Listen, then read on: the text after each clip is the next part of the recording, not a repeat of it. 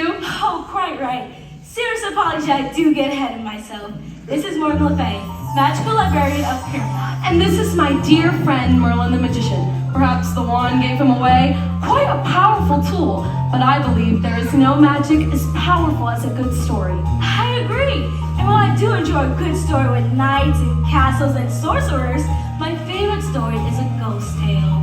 It's a story that lives in the heart of a man named Charles Dickens. A story that for hundreds of years to come, It will shake the bar humbugs out of all the hearts who will read it. And teach us an important lesson. A lesson of love and kindness and generosity. But it is a story that may never be told if Jack and Annie don't travel back in time to help Mr. Dickens find it in his heart to tell it. Who are Jack and Annie and how do they travel through time? Yes, I really suppose we should begin at the beginning. On the day that Jack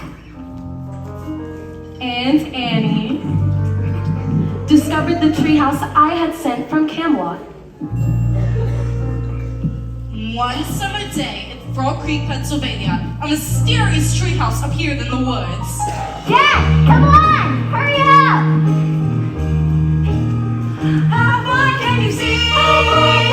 From the top of the tree.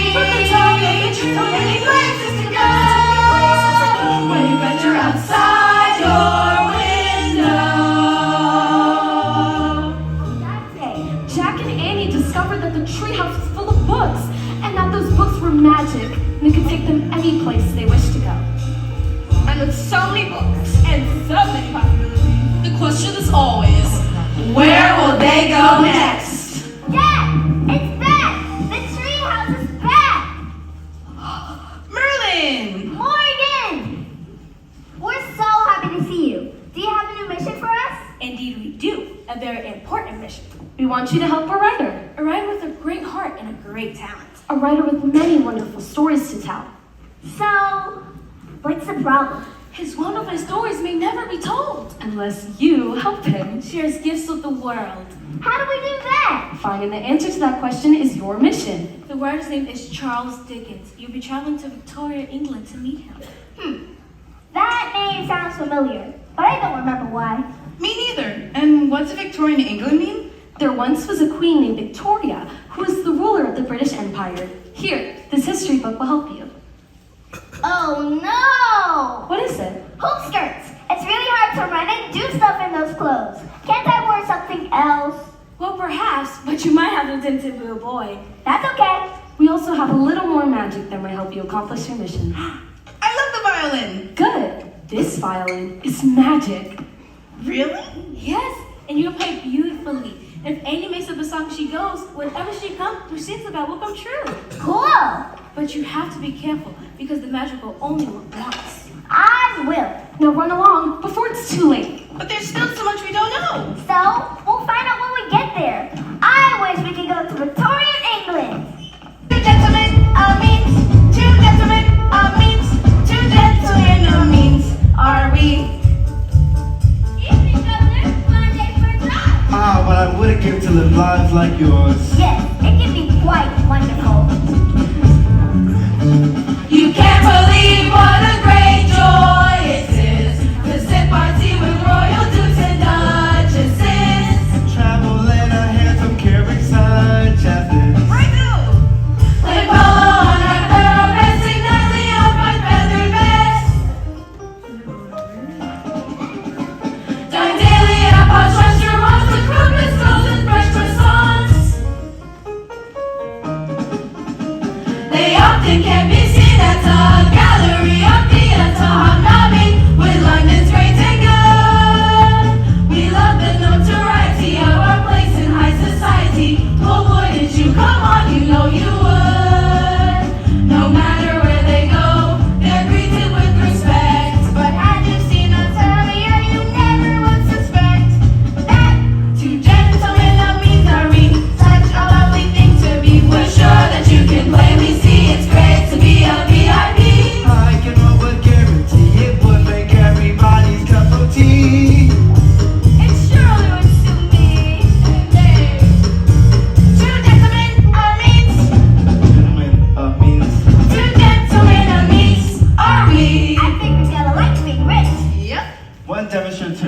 call Mr. Charles Dickens.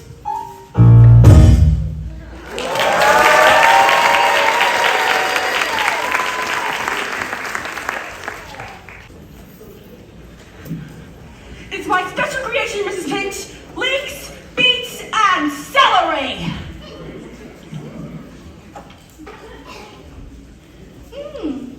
It's delicious, Francois. Monsieur, needs more pepper. Back to the kitchen. Really, dear? Thought it was quite tasty. Is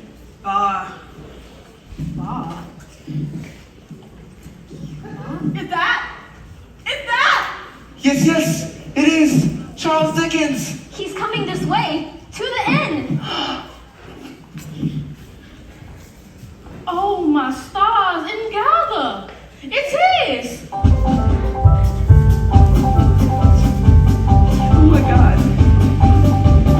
Right this way, Mr. Dickens. You're most welcome at our inn. Clear that table. Stop the fire. Here's a napkin for your chin. Have a pickle, have some bread with this delicious Chester spread. Care for tea, care for crumpets, taking extra sugar lumpets on the house. And by the way, the chef isn't right for today, so may we suggest a stroganoff flambe.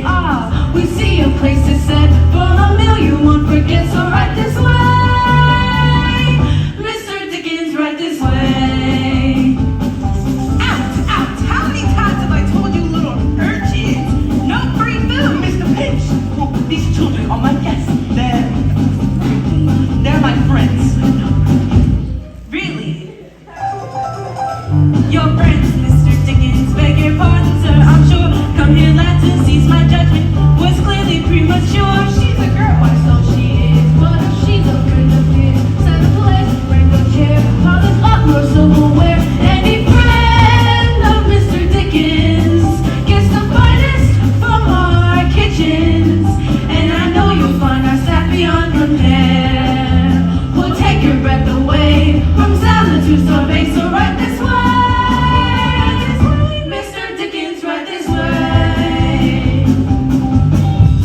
Oh, Mr. Dickens, how we love your paper papers. Really? Which was your favorite part? And we hung on every word about that rascal Fagan's capers.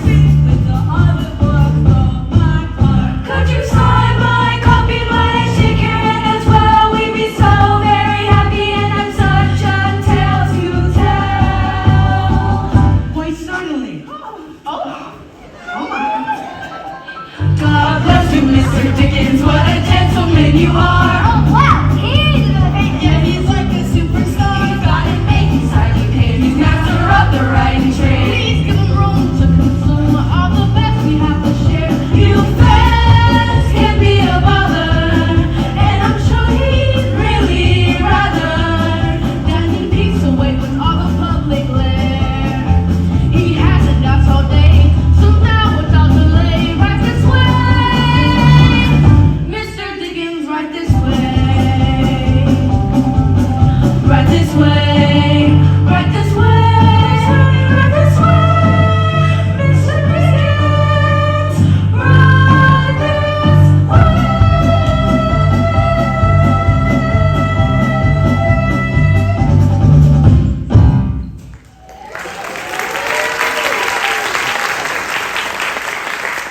wow, look at all this food. Yes, it's quite a spread, isn't it? No one ever leaves the Pinch's purple peacock hungry.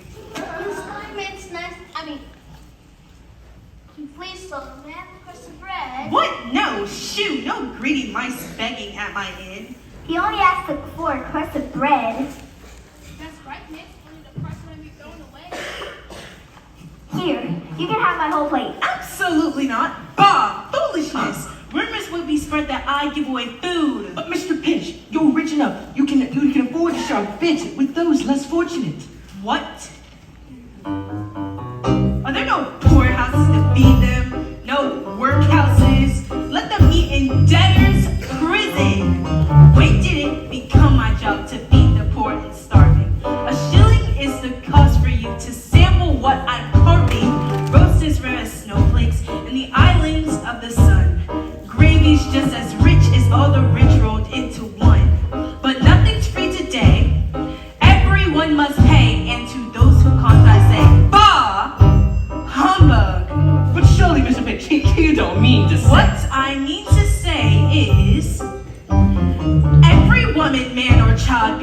the upper station should be on the lookout for a proper occupation.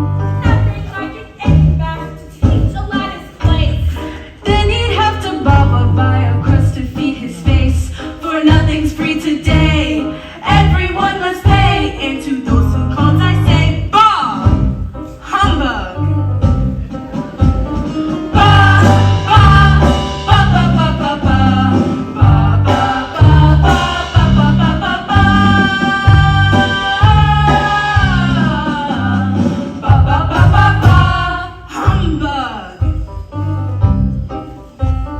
Please lift your pincer if you can give him mister and open up your heart to the golden rule.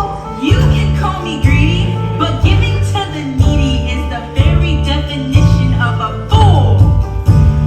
What about the sick, the homeless on the street, a child who goes to bed at night without a scrap to eat?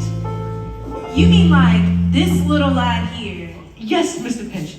The boy is hungry and weak. Have you nothing to say for his plight? There is one word that comes to mind.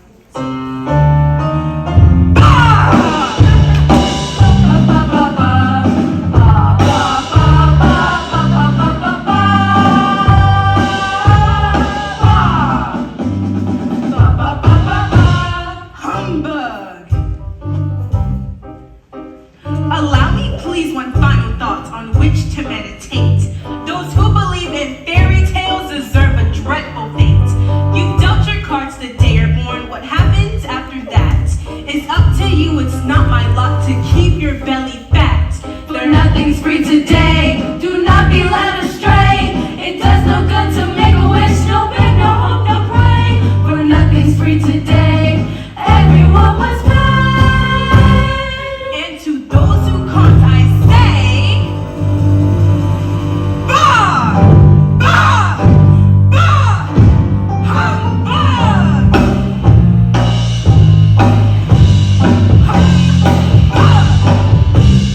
Bless you, sir.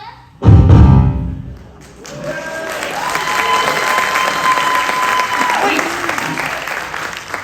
Do not let the child go to bed hungry. Here, take this and this. No, sir, I have no way to repay you. You can repay me by putting some meat on this child's bones. Please, friends, my only wish is that this small offering may help stock your larder with food and your hearts with hope. That mother should put that boy to work. There are plenty of factories that will hire him. Factories? Factories are no place for children!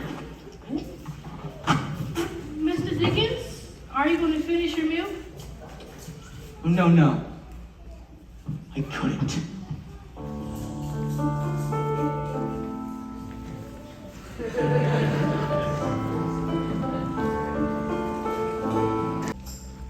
A classroom? Wait.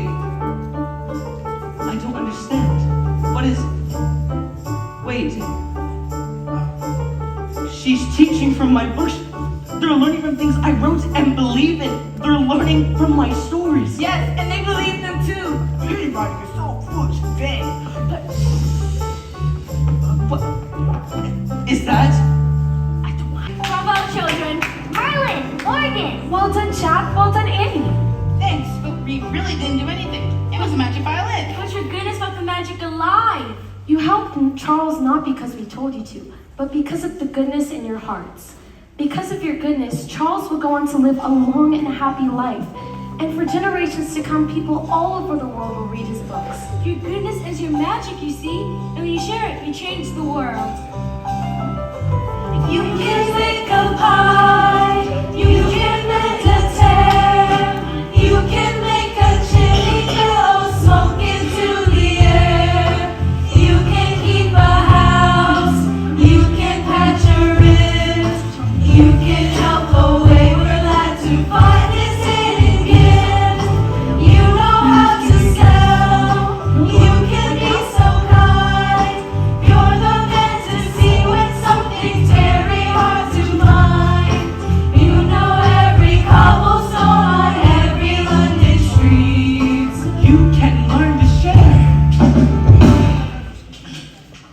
glad. Have a bite to eat.